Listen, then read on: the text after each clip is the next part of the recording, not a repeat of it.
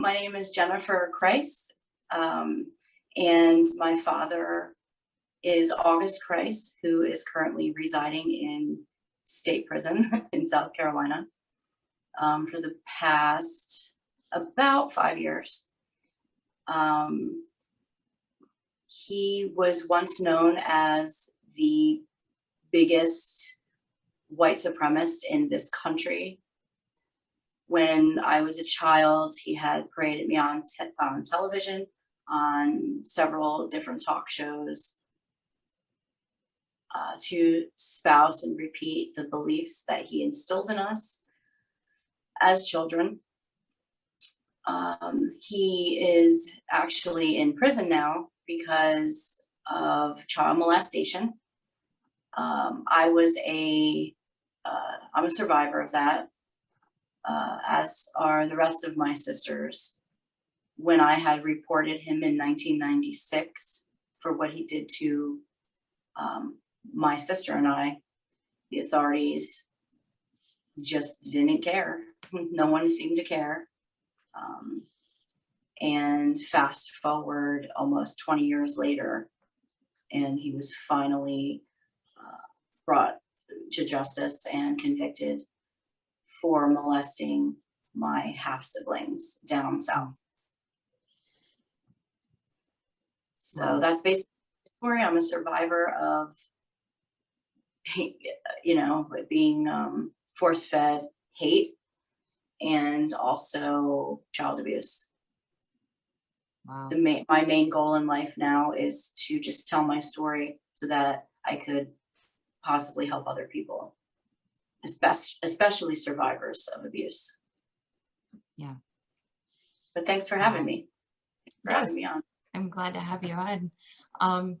What was life like growing up, like in the Aryan Nations and in that environment and being taught all of those things and the hate and the racism from a young age? Like,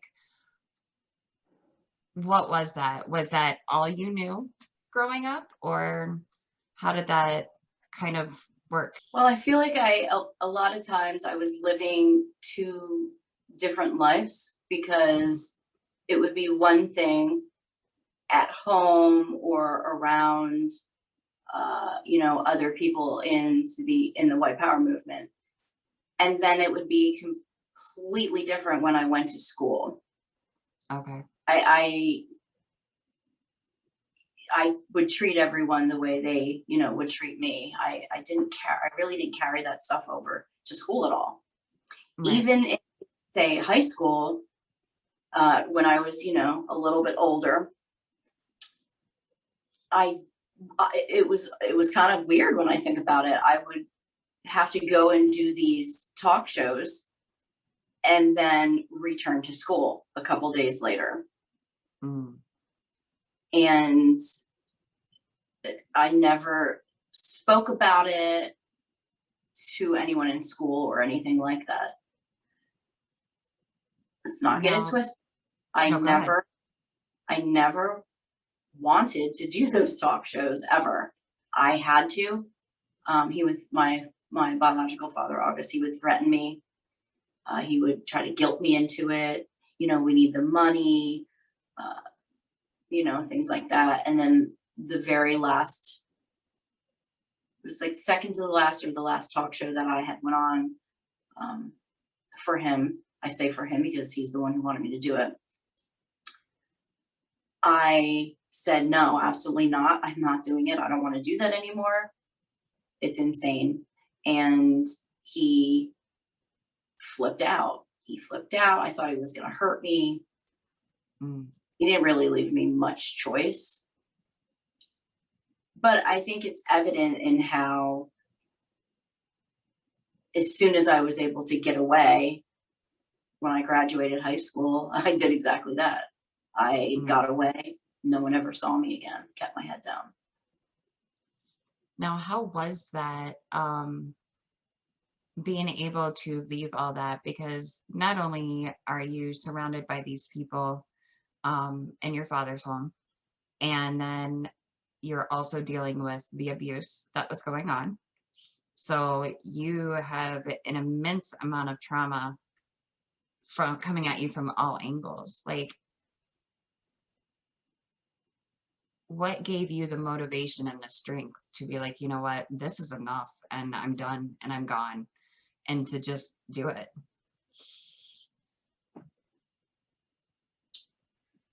Well, thinking back to childhood, the abuse, the sexual abuse ended when I was approximately 14 years old.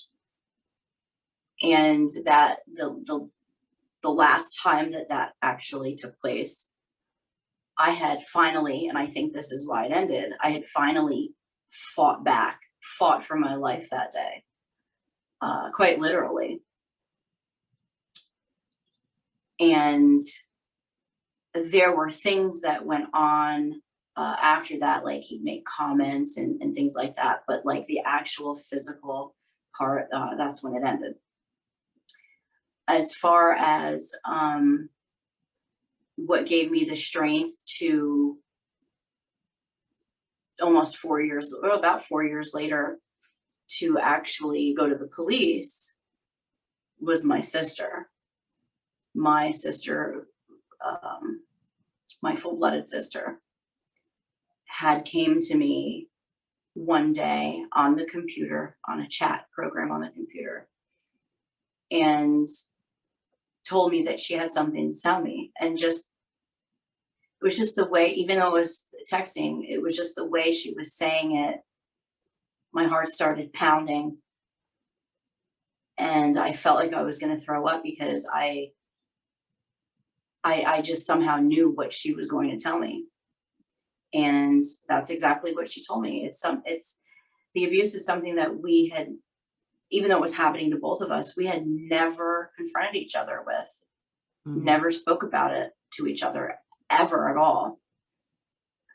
But I always had hoped it wasn't happening to her. And I prayed to God all the time. Even though I was just a kid, I would pray to God and tell God to let me take the burden of all of it. And so, so it wouldn't be happening to my sister. And unfortunately, it didn't work out that way. But as soon as she told me that day, I literally put my shoes on and drove to the police station and turned them in. It was one thing that had happened to me, but she was still living in that house. I had to save her. She's my best friend, my whole life. So that was it. That is what gave me the strength that day. 100% was to save my sister. Now, with that, I mean, obviously, like you said, you went to the police that day. And if you don't mind me asking, for those that don't know some of the story, unfortunately, it didn't end there that day when you went to the cops and told them what had happened. And I know this is very difficult and delicate to talk about. What happened after that? Because like we know, the story didn't end there, and unfortunately, you said in the beginning that he is currently in prison for what he did, obviously to you, but also to your half siblings, your half sisters. Well, actually, Acacia, he's not in prison for what he did to me or my full-blooded sister. Okay. I do not understand, and I never will, no one does, why charges weren't brought against him from Potter County, Pennsylvania. The county prosecutor refused to charge him, refused to even investigate it.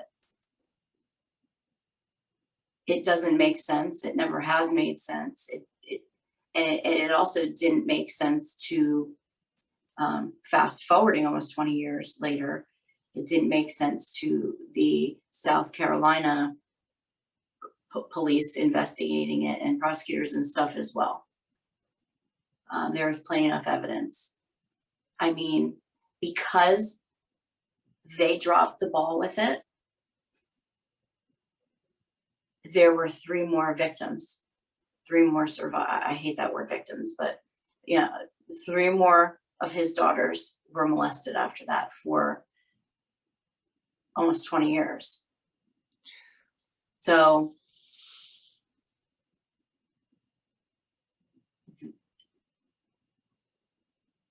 basically, to quote a saying, is that blood is on their hands as far as I'm concerned, Right. as well as other people's that Right. knew, that were warned that that's what he was doing, and that's the type of man he was. Man, he's not a man, he's a monster, but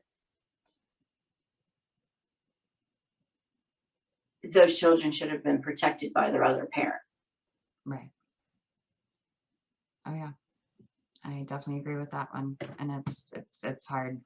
Um, so and I like how you said, not a victim, but a survivor, because as you and I both know, and I've told other people before, it's like you have a choice. You don't have a choice whether or not to be attacked or have something happen to you or be made a victim at the moment that something is happening. You do have a choice later on as to whether or not you're going to remain a victim or if you're going to be a survivor. And, you know, you can, horrible things happen, but you can choose whether or not you are going to allow that to stop you or if you're going to allow that to push you forward. And Mhm. obviously, I mean, I'm sure you have had to deal with that trauma for your life, and you'll have to deal with a lot of it for the rest of your life. But, seeing you here right now, it's living proof that it doesn't end there. The story doesn't end with being a victim. So that is pretty amazing, and it takes a lot. People people really need to understand, and I don't mean you, because I'm sure you'll Oh, I agree with me. know. People need to understand that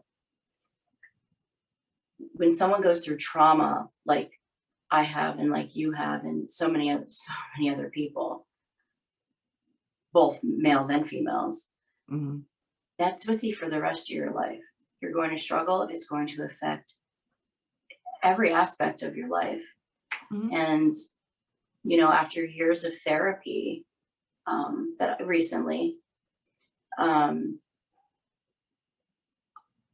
I've accepted, I think I'm pretty much at the point where I accept that it'll always be there.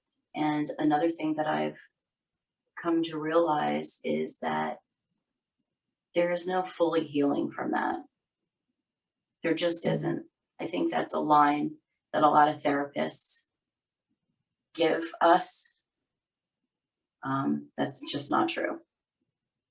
And I just want other survivors to know that it's okay if you're still hurting. It's okay if you go back and forth with it. One day you feel okay, or 1 year you feel okay, and then it all hits you again, PTSD or something like that. And it's okay. There's nothing Right. shameful about that.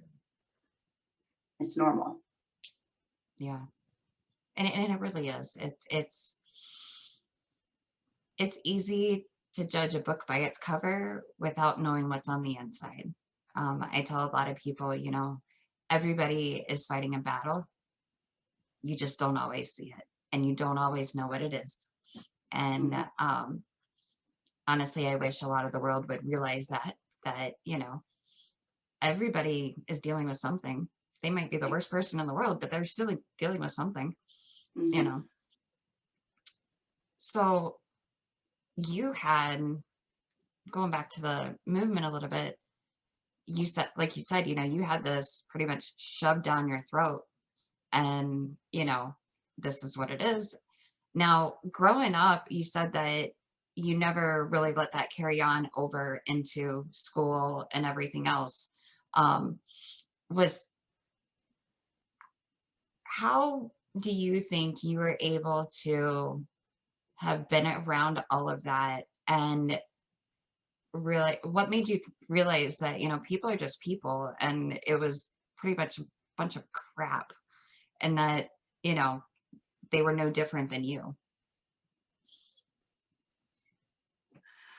There was just something that it just didn't seem right to me when I was dragged to Bible study every Christian identity Bible study every Sunday. Um, it seemed, and as I got older, just seemed really corny to me. Mhm. Um, but truth be told, that even when I got away from all of that when I was 18, there was still a period of deprogramming. There just was. It would have been, the perfect great story if, I had got away from all of that and, everything was great right away. But that's just not reality. That's just Mhm. when someone's programmed like that, you have to unravel all of that. Oh yeah. So, and even just little things, Would you compare it almost to being like raised in a cult? 100%. Yeah. And Because I then, know. of Go ahead. course, my father, I believe he was hiding behind all of it. He was hiding. He was hiding behind the movement. He was hiding behind the Christian identity part. He wanted everybody to think he was this godly man. He used to make me sick, you Mhm. know? So that's why I want no parts of organized religion, because I've seen too much of that Mhm. within that. Right. Do you think a lot of people become a part of something like that because they are searching for something to hide behind, or something to mask whatever it is their own issues they're dealing with, and so this this gives them an outlet to do so? I think a lot of them, well, a lot of them are searching for something. Mhm. You, it, whether it's, I think a lot of it has to do with something to fit in somewhere where they can be accepted, and it just depends on the person and the personality. It could be uh, someone who's searching for like an ego thing, you know. And women, I think a lot of them are sucked in. I don't know. That I think the whole like women being involved in it is like a lot deeper, a lot Mhm. deeper reasons that I'm really not completely sure about. Mhm. I think there's many different reasons for why women, but I guess Yeah. many different reasons for why men get involved as well. Like they might even as far as they might see things going like sideways in the world, or things really progressing too much for their Mhm. liking. Right. So they're, looking for something to try to fix it. Right.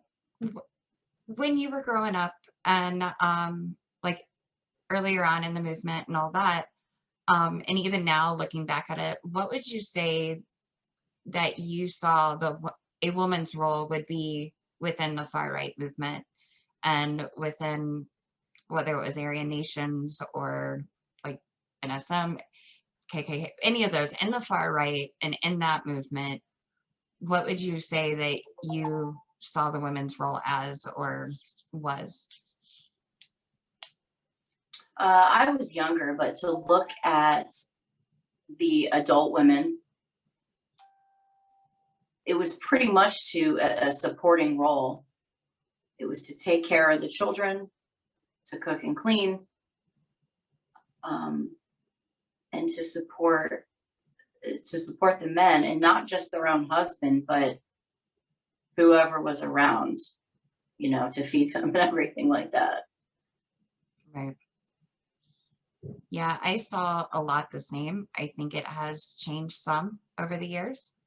Part of that I think is because the women's role in society has changed. Mhm. But I would definitely say it is definitely a supporting role because let's face it, without women, men are hopeless. Not necessarily all men, and don't ever take that the wrong way. But no, I mean, essentially, we are the caregivers, we are the Right. nurturers. Um, and I know we were just having this conversation how, somebody had once asked me, if you had to cite what like one reason why women in the movement were more of a threat than men, what would it be? And it was essentially that, we are the ones typically raising the next generation. We are the Mhm. one instilling those values in our kids. Mhm. Um, I mean, obviously, the mothers and the fathers play a role in that if they're in the movement and they have their children and they're raised in it. Um, but you got to see that firsthand, and thankfully, you decided not to go that route. But there Mhm. are others that do decide to go that route. Um, and I think that's a lot of how the movement sees it is that if you want anything to succeed in this world and in society in any kind of a movement, it starts with our youth. It starts with our kids. That's why we need to educate them when they're young, um, Right. on that we're all human. Yeah, we Mhm. are all different, beautifully different, because Mhm. there are things that you can do better than I can do. My oldest son has autism, and he would tell me, he's like, Mom, he's like, well, I have this and I can't do this and I'm different. No, you're just as capable as any other kid Yep. because they might struggle at math, you might struggle at reading. Everybody has struggles, everybody has different strengths. Mhm. And that's the beauty of it. And it's not about not, maybe not even not necessarily seeing the differences, but not fearing those differences. I know you and I have talked before how a lot of things, and you've been mentioning it now, like how a lot of things within the movement itself, within a lot of these, it's fear based. Mhm. It's fear of the unknown. It's fear of something of ourselves. It's fear of what we don't understand. And then Mhm. that becomes instilled in us and ingrained in us. And we need Right. to teach our children when it's young, and we need to be able to have those conversations when they're young. I Mhm. remember when you It did has to a start with it has exactly.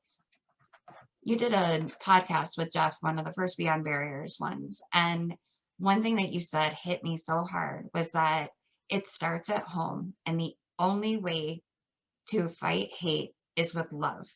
And how your son, you had to explain to your son what racism was because they hadn't been around it because you chose not to raise your children in that manner and not to instill those things. I mean, it's proof that you're not born a racist, no, no one's born a racist for sure. you know. No, because that's not our hate is not a natural emotion, Mhm. that you're born with. Yeah, and it's not. Daryl Davis actually once said it that um, you know, a tiger can't change its stripes, a leopard can't change its spots. And that's true because they were born with those stripes. They were born with those spots, but you are not born with hate. So Right. that you can change. And Mhm. but yeah, I think, the women's role in the movement has changed a lot over the years. And that's because the women's role in society has changed a lot. Um, and I also think that, and we were talking about it before, that I think women exert a lot more power than what they believe or even know that they do. Because I know Mhm. in the years that I was involved, and if you ask any good recruiter out there for especially the movement, what is a really good recruitment tool? A pretty girl, because that gets the men to come in and that gets them interested. And it's, sadly enough, it's a tool. It's Yeah. a really good recruitment tool. Like you said, the women were there supporting their husbands, supporting the other men in the organization or the group, the caregivers. It brings men in and it keeps them in, is one Mhm. thing. So I think Mhm. it's Everything people in this don't world. realize that. Say that again. That goes for everything in this world. Oh yeah. Oh yeah. It's not just a I live in, unfortunately. that's exactly it. That's exactly it. If there is one thing that you could tell a girl or a woman, young or old, that either may be involved because they were raised in it or got involved later on, maybe has kids now, um, what if you had one message or a message that you could send to them, what would it be? Save your children. That's your job now, is to save your children. Trust me, you do not want your children to suffer the way I had to. Yeah.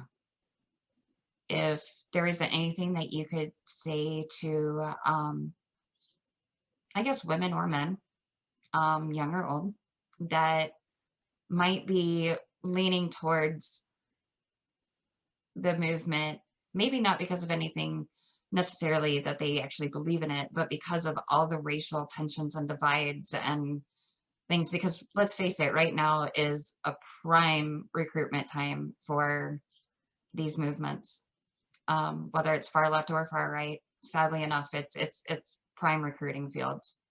Um, Mhm. what? How do you deter somebody from leaning that way? Because I know, like for me, part of it was almost a sense of security with it because um, in a very odd, weird way, they have a level of respect for women in a weird sense. Mhm. Um, so I know for me, it was like, okay, nobody's gonna mess with me now. I'm in this now, like nobody's gonna mess with me. Mhm. Um, but that's a very dangerous rabbit hole to jump down. So if there is anything that you could say, you know, to anybody that was considering going down that path, um, what would you tell them? I think that for some people, and I don't know, maybe a lot of people, it's something that, I mean, we can tell them until the cows come home, but I think it's kind of like a drug addict who's going to remain a drug addict until they hit rock bottom. Hmm. And they have to do it on their own and they have to want it on their own. Yeah, Um, I think that at the end of the day, that's really what it comes down to. yeah, I would tell them, I would want to shake them though and say, hey, wake up. You have no idea how the hate holds you down. And, letting go of that is just really freeing, and how much better life is without it. absolutely. And But they have to want it. I agree, and I think you're right on with saying that.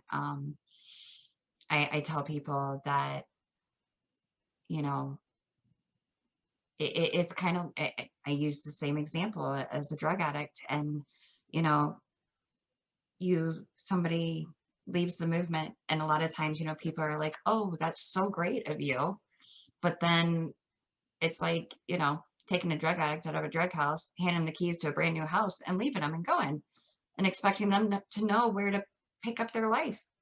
Mhm. And, that's one of the reasons, we do Beyond Barriers, to help you learn those steps to pick up your life again, Right. to help you deal with those traumas, either because let's face it, everybody has trauma. Like, the common Mhm. narrative for people joining this movement and any of these extreme movements is trauma. But if it was only because of trauma, you'd still be there. If it was only Mhm. because of trauma, the entire world would be only in extremes, Mhm. because we've all had trauma, some way worse than others. But you know, we need to. They have to want it. You're exactly right. Mhm. You're exactly right. Have to be Um, ready. Have to be ready. yeah, and it's okay to doubt. It's okay to ask questions. You know. Mm. Um, Real quick, what was the other one I wanted to? All right. Um, you mentioned being a survivor, and we talked about, you know, surviving the trauma, and you also mentioned that it takes a lot of deprogramming. No matter what the trauma is, a lot of times it takes a lot of deprogramming, because you went through the sexual abuse. I've been through um, some. I've also been a victim of rape, but I'm also a survivor of it, because, like we said, you choose whether or not you're going to remain a victim, or if you're going to be a survivor about it or with it, and use it to help others and maybe help prevent it from happening to others again. To the other survivors out there of abuse, whether it's physical, mental, emotional, sexual, whatever, um, if you could say anything to them, what what would you want to say to them? 2 words. Keep going.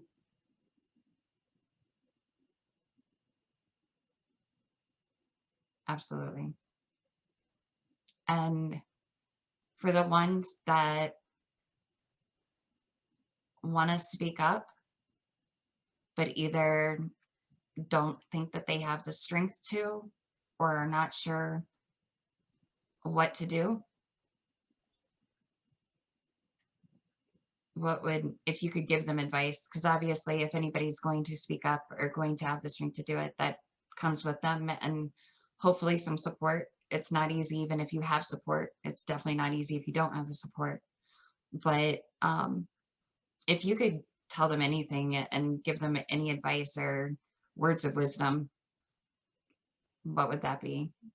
I would just tell them that holding everything inside is it's not healthy for physically or mentally or emotionally. And once you let it out, you feel free.